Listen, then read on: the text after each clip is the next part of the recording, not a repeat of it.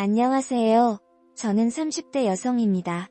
저는 3년 전에 결혼했고 제 남편과 오손도손 그리고 알콩달콩 잘 지내고 있었어요. 하지만 1년 전 제 남편은 불의의 교통사고를 당해 세상을 떠나게 되었습니다. 당시 저는 너무 슬펐어요. 저와 남편은 정말 너무 사랑하고 있었거든요. 남편은 저뿐만 아니라 부모님께도 정말 효심 가득한 그런 남자였어요. 저 또한 그런 남편을 보면서 3년간 시부모님께 정말 잘해드리려고 노력을 했죠. 시부모님 역시 저희에 무척이나 아껴주셨고 그러다 보니 남들이 말하는 시집살이를 한다는 생각은 해본 적이 없습니다. 아무튼 남편은 그렇게 떠났죠. 저희는 부모님은 남편도 없는데 이제 그만 시댁에서 나오라고 합니다. 하지만 저는 그런 부모님께 아니다. 남편이 못한 효도 내가 남아서 맞아야겠다 하면서 시댁에 남았어요. 시부모님 역시 이제 그만 가라, 자기 아들은 있고 새 사람 만나서 새 출발했으면 좋겠다 하시지만 저는 아직까지는 그런 마음이 없습니다. 그렇게 시댁에서 남편 없이 6개월을 더 살게 되었어요. 하지만 지금은 고민이 조금 됩니다. 아니, 무조건 나가야겠다라는 생각을 가졌어요. 그 이유는 바로 아주버님 때문인데요. 저희 아주버님은 제 남편과는 다르게 소위 말하는 양이치의 기질이 다분합니다. 그러다 보니 부모님 말씀 전혀 들을 리가 없고 현재 30대 후반이시지만 아직까지 결혼하지 못했어요. 회사 역시 진득하니 다니지 못하고 여러 번 갈아치우는 듯합니다.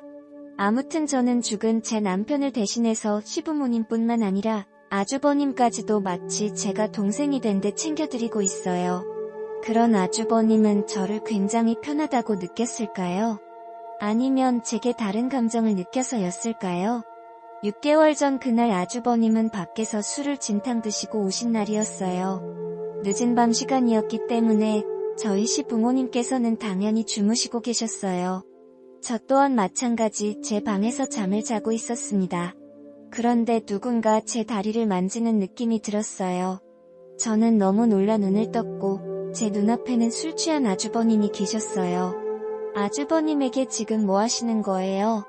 하면서 미쳐냈어요. 술을 과하게 드신 아주버님께서는 그렇게 침대 밑으로 떨어졌고 저는 거실로 뛰쳐나갔습니다. 그리고는 그냥 너무 놀랍고 그러나 아주버님이 너무 무서워서 잠을 이루지 못했어요. 다음에 새벽이 되어서 아주버님이 제 방에서 나왔고 재수, 저 왜 이 방에서 자고 있었죠? 그리고 재수 씨는 왜 여기 있어요? 라면서 아무것도 모르는 눈치였습니다. 저는 그런 아주버님에게 더 황당했어요. 새벽이다 보니 시부모님께서는 잠에서 깨지 않으셨어요.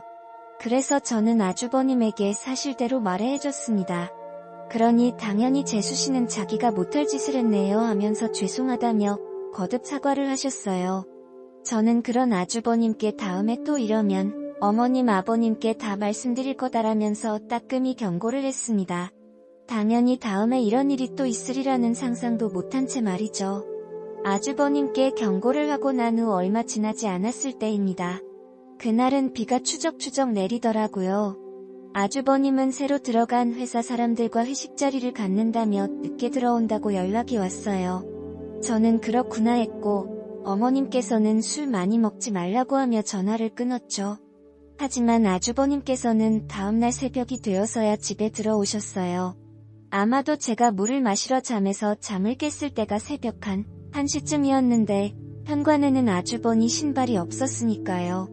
아무튼 저는 물을 한 잔 마시고 다시 잠에 들었습니다. 스르륵 눈이 감기고 다시 잠에 자려는 순간 현관문이 열리고 고주망태가 된 아주버님이 들어오셨어요. 거실에서 시끄럽다는 소리가 들려 저는 잠에서 깼고 거실로 나가려고 했습니다. 그런데 문을 여니 아주버님이 제 방문 앞에서 주저앉아 주무시고 계신 겁니다.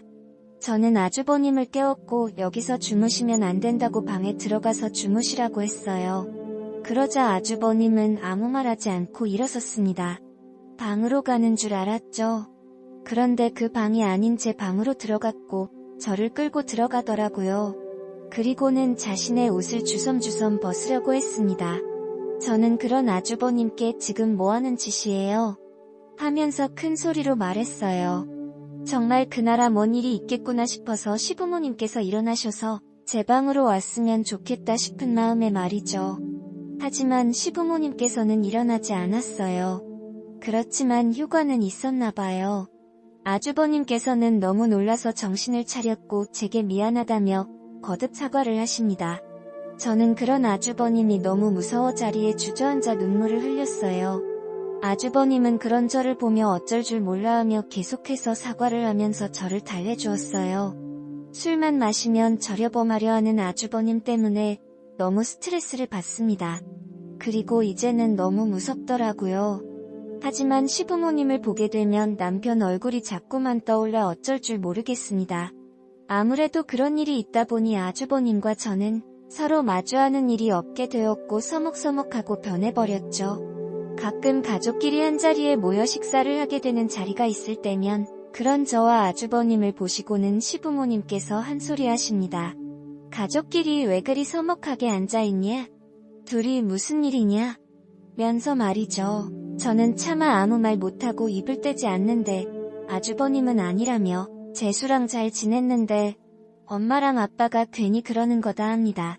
그런 아주버님을 보면 저는 치가 떨리기까지 하고 말이죠. 어떻게 얼굴색 하나 안 변하고 뻔뻔하게 거짓말을 할 수 있는지 말입니다. 그래서 저는 아주버님이 소시오패스처럼 느껴지기도 하고 말이에요. 그런데 어느 날이었습니다. 저녁 먹을 시간이 지났는데 아주버님께서 퇴근을 하지 않았어요. 시어머님께서 아주버님께 전화 한번 해보려 가셔서 저는 전화를 했습니다. 전 당연히 어디서 또 술 한잔 하겠거니 했죠. 하지만 전화를 받은 아주버님은 술을 전혀 드시지 않았고 그냥 근처 공원 벤치에 앉아 있다고 하더라고요. 그러면서 저더러 잠시 나와주면 안 되겠냐고 했습니다. 그래서 저는 시어머님께 아주버님이 잠깐 저에게 할 말이 있다고 하셔서 잠시 나가서 얘기 좀 하고 온다고 말하고 나왔습니다. 집 근처 공원에 가니 벤치에 앉아 계시더라고요. 저도 옆에 앉았습니다. 아주버님께서는 너무 미안하다고 사과를 하세요. 술만 먹으면 변환을 자신이 너무 화가 난다고, 그리고 재수씨에게 그런 몹쓸 짓을 한 것도 너무 화가 난다고 말입니다. 맨정신에 그런 소리를 듣다 보니 아주버님도 상당히 힘들었겠구나 하는 심정에 저는 오히려 괜찮다고 이야기했어요. 하지만 사람 말은 끝까지 들어봐야 한다고 했을까요? 아주버니 곧이어 제게 말하시는데 집에서 나가주면 안 되냐고 합니다. 왜? 라고 물으니 아주버님은 도저히 한 집에서 살면 또 그런 일이 벌어질까 무섭다고 하네요. 뿐만 아니라 자꾸 혼자 된 여자라는 생각이 머릿속에서 지워지지 않으면서 어찌됐건 저를 매일 보고 그러다 보니 제게 이성의 감정까지 느껴진다고 합니다.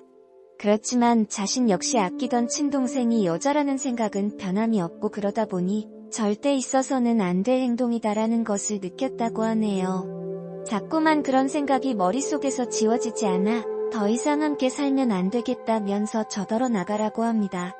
하지만 저는 안 된다고 했어요. 저는 제가 그동안 사랑했던 남편을 대신해서 시부모님은 잘 모시겠다는 마음이 있으니까요. 매일 저녁 남편을 생각하면서 다짐하고 또 다짐해 있는데 아주버님 때문에 제가 나가야 하나 싶었습니다. 물론 무서워요 하지만 아주버님이 무서운 것보다 저는 시어머님 시아버님을 더 잘 모셔야겠다는 생각이 더 크기 때문에 선뜻 아주버님의 제안을 받아들일 수 없었습니다.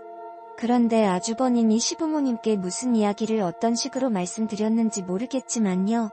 요즘 따라 시어머니께서 이제 됐다. 꽃 같은 내 인생 이제 날개를 펴야 되지 않겠냐? 라는 말씀을 하시면서 본가로 돌아가라고 하십니다. 저는 도저히 어떻게 해야 하는지 모르겠어요. 더군다나 아주버님은 그 이후로도 술을 드시고 매일 반복되는 일상 때문에 지쳐가는데 시부모님과 아주버님의 말씀대로 저는 이제 새로운 인생을 살아가야 할까요? 하지만 전혀 생각을 해보지 않았기 때문에 너무 힘이 듭니다. 여러 생각 때문에 하루하루 정말 지쳐가고 있는 것 같아요.